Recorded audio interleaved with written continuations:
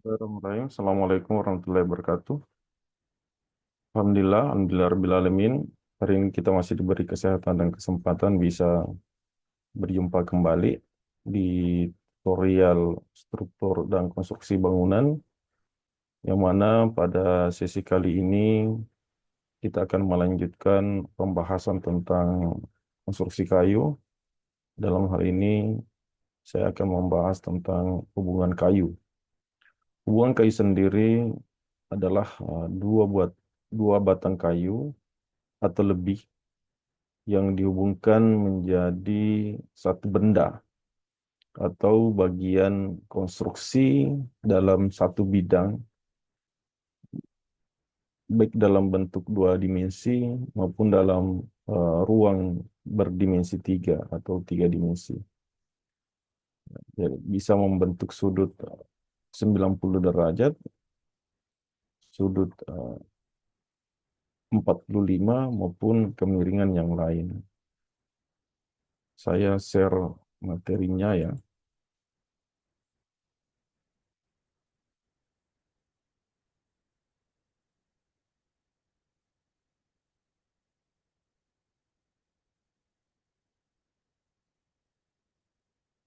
Baik, di awal hubungan kayu ini saya akan membahas tentang yang hubungan menyudut. Di sini contoh yang pertama adalah tipe sambungan dengan takikan lurus. Jadi ada dua balok yang bertemu, ini membentuk sudut 90 derajat atau siku, ya, di mana B adalah lebar baloknya dan T adalah tebal balok. Ya.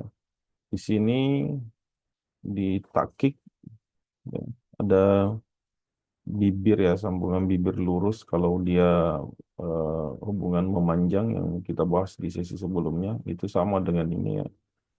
Ini tapi untuk yang model ini dia membentuk sudut 90 derajat. Jadi sisa disatukan saja. Tentu eh, tebal dari tekikannya adalah setengah dari tebal balok. Ya, jadi tinggal disatukan, kemudian nanti diberikan paku atau pasak. Untuk posisi pakunya itu tidak sejajar ya, tapi dibikin acak seperti ini supaya lebih kuat dalam menahan beban dan sambungan ini tidak bergeser atau tidak berubah bentuk. Berikutnya adalah sambungan lubang dan gigi. Ya, sini kita lihat eh, balok yang arah vertikal itu dipotong menjadi tiga bagian ya. Di bagian ujungnya, jadi ujungnya ini dibagi menjadi tiga. Ya. Bagian tengahnya itu dibuang. Jadi sepertiga di pinggir itu dipertahankan dan bagian tengahnya sepertiga dari tebal kayu itu dihilangkan. Kemudian dari arah horizontal, balok yang ukuran sama itu dibuatkan gigi ya. Gigi ini kemudian nanti eh, ada eh, giginya ini dimiringkan ya. Dimiringkan, kemiringannya ini tekikannya itu antara 1/6 sampai 1/8 dari eh, tebal kayu ya. Seperti ini, jadi ada kemiringan seperti ini ya. Nantilah ini yang akan mengunci sambungan sudutnya. Jadi setelah dipasang itu tetap akan ditambahkan paku atau pasak. Selanjutnya kita ke sambungan purus dan lubang dengan spat pen. Ya, jadi tadi eh, sebelumnya itu adalah dengan lubang dan gigi ya. Kalau yang ini dia ada pennya juga ya. Pen, kemudian pennya ini dia tembus dari kayunya, dia menembus ke sisi belakang ini ya, menembus ke situ, Tetapi bagian atas di sini ini tidak tembus, ya. Ini tidak habis, tidak dihabiskan. Itu disisa 1/6 sampai 1/8 dari tinggi balok. Ya. Jadi kalau balok eh, tinggi 8 senti, ya berarti di sini tersisa 1 senti. Kemudian ada takikan masuk juga di sini. Ini adalah spat pinnya, itu 1/6 sampai 1/8 dari tebal balok, dari tinggi balok. Ya. Jadi ketika disatukan, maka pen ini akan masuk sampai ke menembus ke bagian belakang dari balok yang satunya yang arah vertikal, sementara bagian atas itu tidak tembus ya. Jadi ini akan menahan spat pen dari balok yang arah horizontal. Nah, tentu ini eh, fungsi dari bagian yang tersisa di sini itu akan menahan agar balok horizontal ini tidak terlepas eh, dan tidak terdeformasi. Selanjutnya sambungan ekor burung terbenam.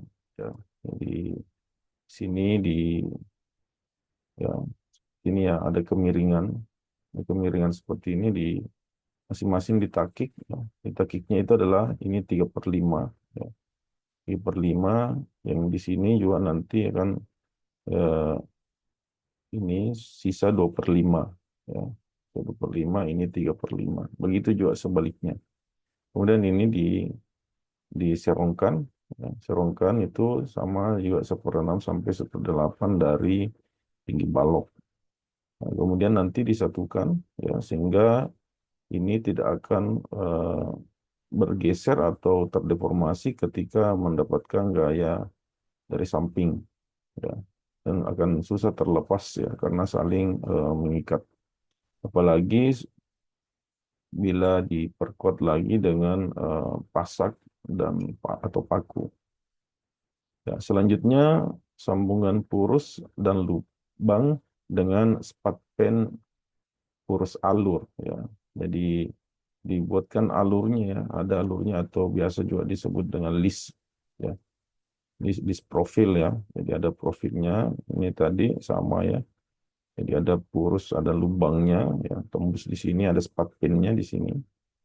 Ini spat pinnya ya, jadi ini adalah alurnya. Ya, jadi alur ketemu dengan alurnya nanti.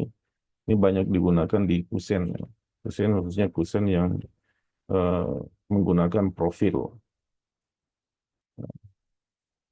Baik, lanjut. Kita ke pertemuan kayu. Ya, pertemuan kayu artinya bidang pertemuannya berada di tengah batang. Ya. Tengah batang seperti ini. Jadi ada, misalnya di sini adalah ada batang horizontal, kemudian ada batang vertikal, di mana batang vertikal ini dia bertemu dengan batang horizontal di posisi tengah batang horizontal, di mana eh, lebar atau tebal dari ekor burungnya adalah setengah dari tebal baloknya sendiri. Ya, dan kemiringannya ini adalah 1/6 sampai 1/8 dari lebar baloknya. Ya, seperti ini ya ditinggal dipasangkan, tetapi untuk yang ini ekor burungnya sampai di ujung, ya, sampai di ujung balok. Untuk tipe yang berikutnya ini bedanya adalah ujungnya itu tidak tembus, ya, tidak tembus seperti ini. Jadi tampilan dari arah di sini itu tetap seperti kayu utuh. Kalau ini ada nanti kelihatan sambungan. Ya, tuh. Ya, jadi dua-duanya sering diaplikasikan misalnya di bingkai tengah pintu ya, atau bingkai tengah jendela. Kemudian ya sama ya ini tidak tembus. Setelah dipasang tentu akan tetap diberikan tambahan paku atau pasak. Selanjutnya adalah hubungan ekor burung serong. Ya. Jadi ini cara pasangnya tentu tidak dari atas, tidak ditimpa dari atas, tapi dimasukkan lewat ujungnya masuk ke eh, tengah balok, ya. Tengah balok yang berlawanan arah ya. Jadi misalnya ini adalah balok vertikal, balok horizontal, ya. balok horizontal, kemudian ini adalah balok vertikalnya. Jadi caranya adalah ujung balok vertikal ini dimasukkan ke eh, tengah balok horizontal, melalui takikan yang dibuat miring seperti itu. Nah, tentu kemiringannya ini juga panjangnya adalah 1/6 sampai 1/8 dari tinggi baloknya. Kemudian yang keempat, ada yang disebut dengan hubungan traveling ekor burung. Jadi perpaduan ya, jadi ada tadi ekor burung yang tidak tembus. Kemudian ada penambahan lagi di eh, ujung ya, di ujung juga itu ada namanya raffling. Jadi eh, baloknya itu tidak dihabiskan sepenuhnya ya di bagian bawahnya, tapi dia akan nanti menahan eh, sambungan, menahan balok yang arah horizontal ini, ya, membantu memperkuat supaya sambungan ini menjadi lebih kokoh. Ini biasanya tebalnya 2 cm, kemudian ini kemiringannya itu 2 cm, terus ini di sisa biasanya 4 cm. Oke, lanjut pertemuan kayu. Ya, ini masih bentuk pertemuan ya, hubungan kayu menyudut dengan lubang dan pen. Jadi ini lubang, ini ada porosnya ya, lubang poros ya, atau sama dengan lidah ya. Jadi ini dibuat menerus, tapi di sini dibuat miring ya, sama dengan gigi ya. Gigi dibuat menerus. Eh, ini kemudian nanti di ujung balok horizontalnya itu dibuatkan lubang.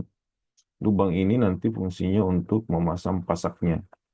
Nah, pasak ini memang sengaja dibuat tidak sama tebalnya, tidak sama besarnya antara ujung yang satu dengan ujung yang lain. Dan sehingga ketika batang horizontal dipasang pada batang vertikal melalui lubang, porosnya ini nanti akan dipasangkan pasak di bagian ujungnya seperti ini. Jadi dia mengunci balok horizontal ini supaya tidak terlepas. Ya. Ini banyak diaplikasikan ya. Ini cukup kuat menahan gaya eh, tarik, ya, ya, tarik dan menahan juga agar sambungan ini tidak terdeformasi. Begitu juga dengan gaya tekan, karena di sini ada giginya ya, jadi ini akan eh, membantu batang diagonal ini eh, meneruskan beban eh, atau gaya tekan ke batang vertikal dan tidak akan terdeformasi. Berikutnya eh, hubungan ya, loaf ya seperti ini. Jadi ada dua buah kayu yang saling menyilang ya, saling menyilang, kemudian dibuat takikan di masing-masing batang kayu seperti ini. Jadi ini nanti akan saling mengunci. Nah, di mana ketebalan takikan ini antara 1,5 sampai 2 cm. Kemudian ada loaf dengan four loaf. Ya. Jadi takikannya lagi ditambah variasinya ya. Jadi ada takikan itu diberikan lagi takikan. Jadi ada variasi seperti ini. Ya. Ini tipis saja ya, 0,5 cm sudah cukup.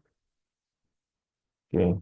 Berikutnya hubungan purus dan lubang terbuka. Ya, ini eh, banyak yang diaplikasikan ya karena lebih simpel. Jadi di lubang saja tiangnya, kemudian baloknya itu ditembuskan seperti ini.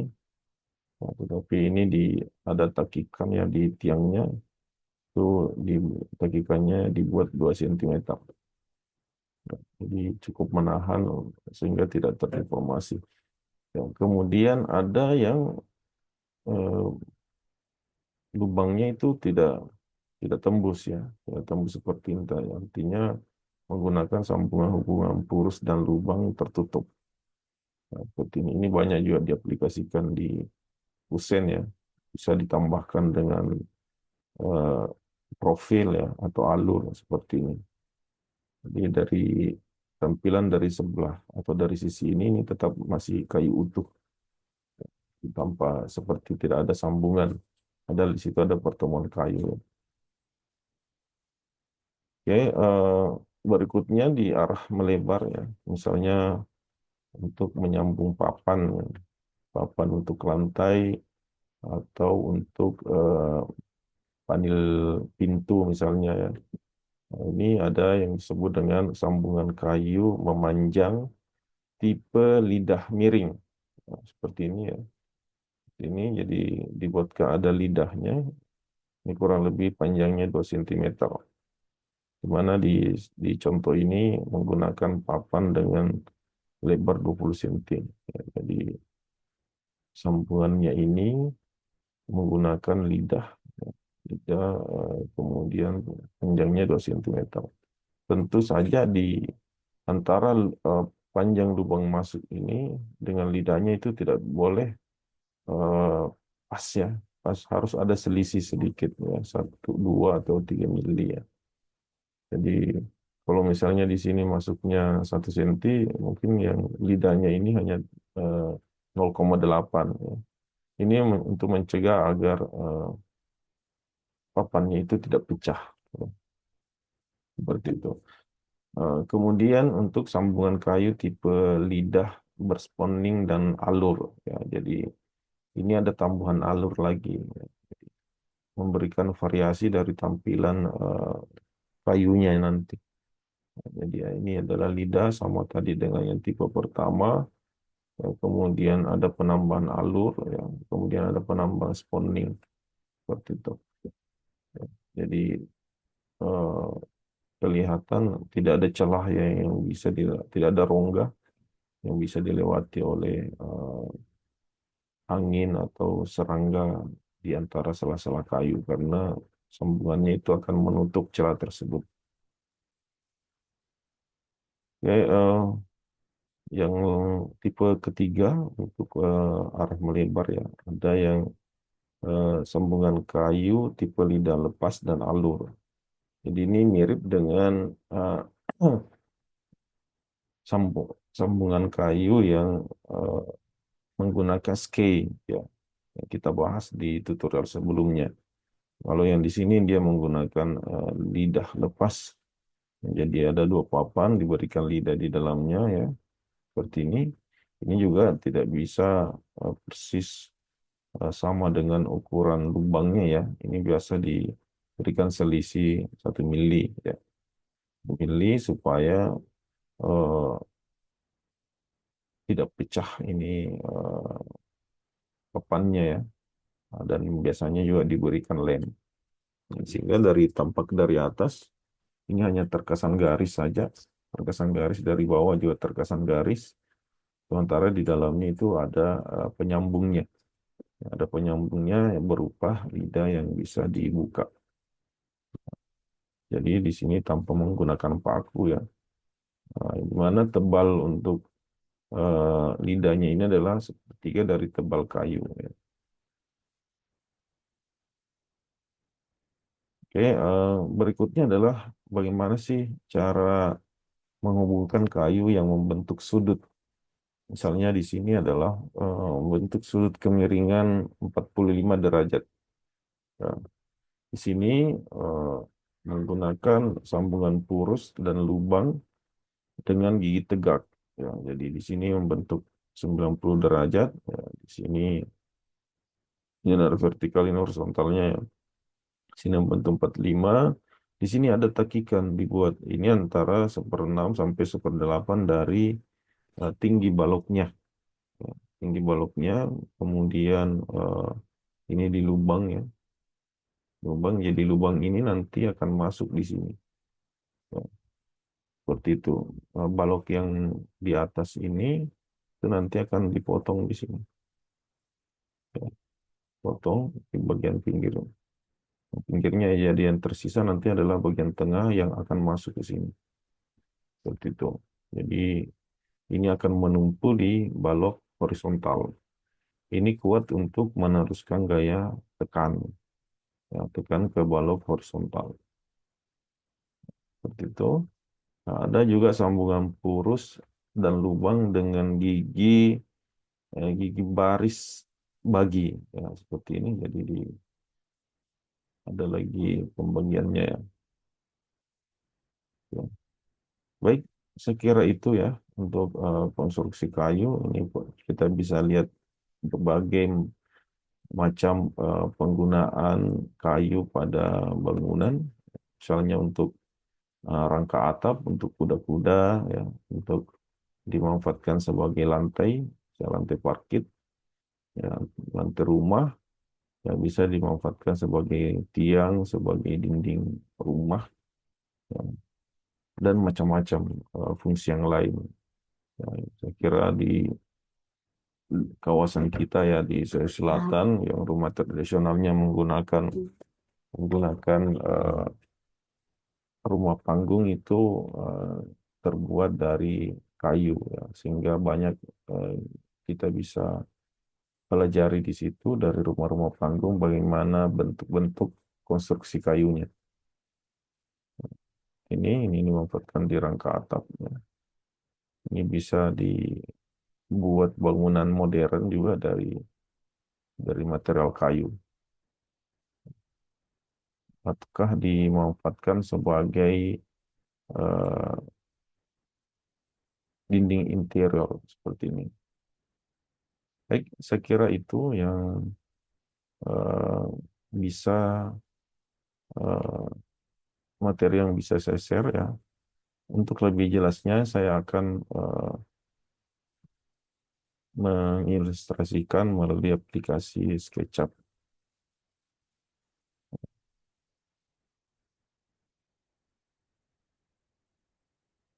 seperti ini, ya. Nah, ini adalah untuk tipe yang pertama, yaitu pertemuan kayu, ya, atau hubungan kayu dan tipe menyudut, ya. Jadi ini adalah menggunakan takikan lurus, di mana eh, tebal takikannya ini adalah sama dengan seperdua dari tebal baloknya atau tebal kayunya. Jadi ketika disambung, dia akan seperti ini, ya. Nah, ini. Nah, jadi tinggal nanti ditambahkan pasak atau paku. Jadi di sini bisa ditambahkan pasak atau paku. Untuk tipe yang lain bisa kita lihat di sini. Ini adalah sambungan lubang dan gigi, ya. Ini. Jadi eh, balok vertikalnya ini akan dibuang sepertiga di bagian tengahnya, ya. Tentu tinggi lubangnya ini adalah sama dengan tinggi balok ini.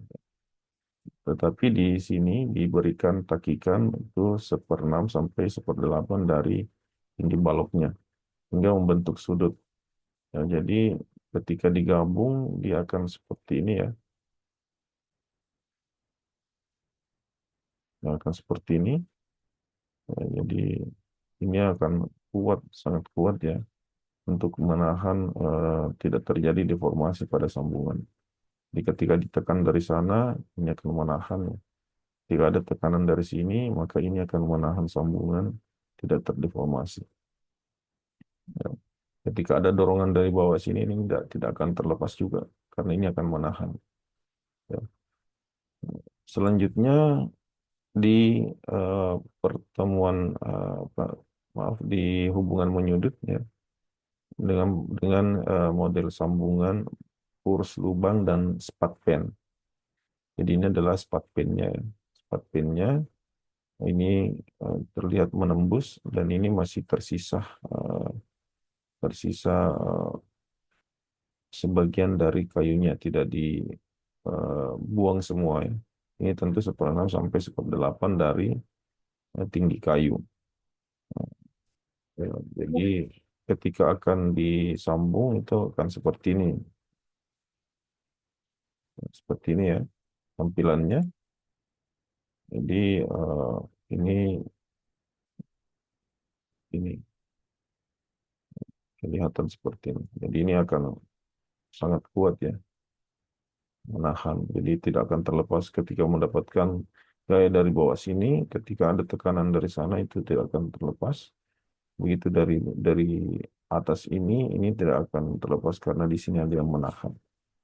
Ya, apalagi diperkuat dengan pasak atau paku itu lebih lebih kokoh lagi. Baik, saya kira itu yang bisa saya bagikan pada sesi kali ini. Lebih dan kurangnya mohon dimaafkan. Billahi taufiq wal hidayah. Assalamualaikum warahmatullahi wabarakatuh.